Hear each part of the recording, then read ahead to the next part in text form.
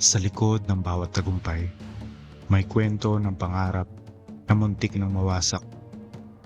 May mga sandaling kahit ang pinakamatapang napapagod na ring lumaban. At sa kwentong ito, makikilala natin ang lalaking muntik ng mawala ang lahat pero hindi ang kanyang paniniwala.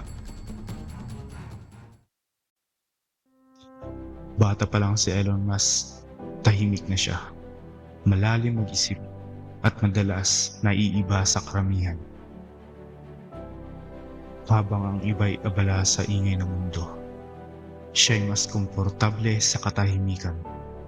Hindi siya popular. Madalas siyang mabuli. May mga araw na halos ayaw niya nang pumasok sa eskwela.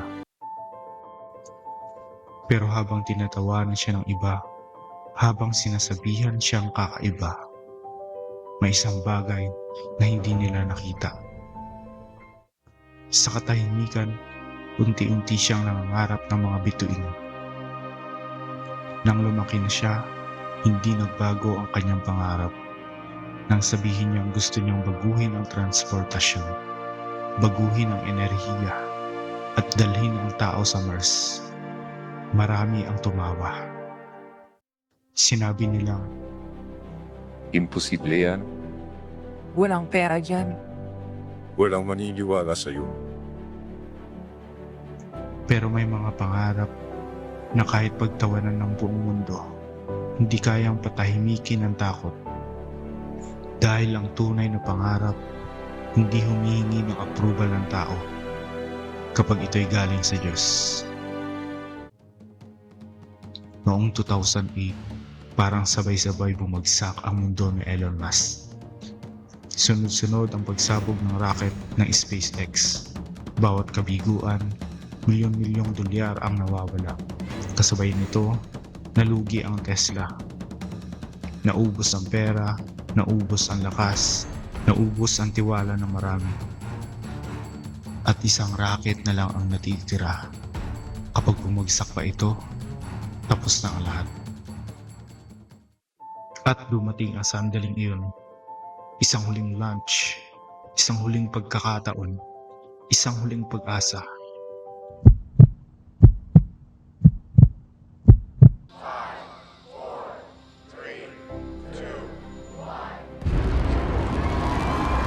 At sa katahimikan ng buong mundo, lumipad ang rocket, tagumpay.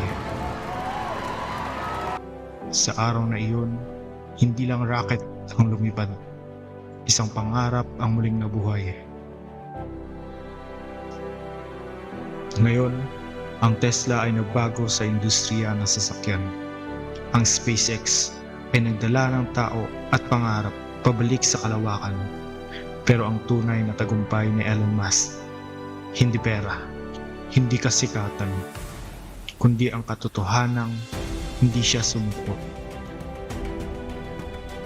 At mula sa isang huling pag-asa, isang bagong simula ang isinilang.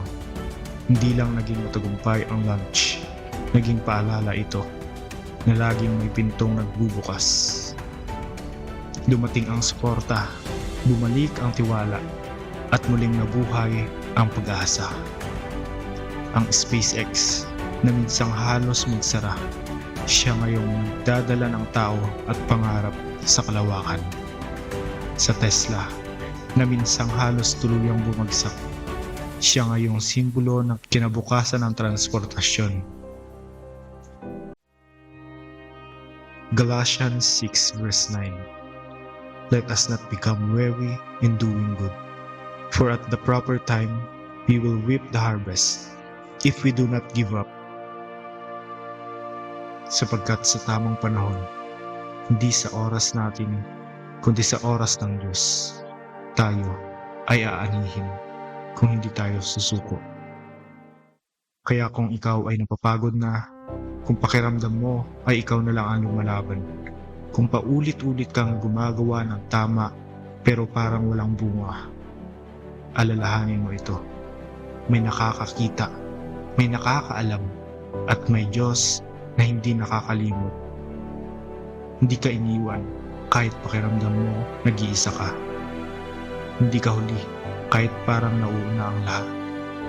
At higit sa lahat, hindi pa tapos ang kwento mo. Kung hinihinga mo pa ito, kung may tibok pa ang puso mo, ibig sabihin, may dahilan ka pa para lumaban. Ito ang Sa Likod ng Tagumpay. Mga kwentong nagpapaalala na minsan sapat na ang isang hakbang pa. Kung ikaw ay malapit ng sumuko, huminga ka muna. Baka isang hakbang na lang pala ang layong patungo sa tagumpay.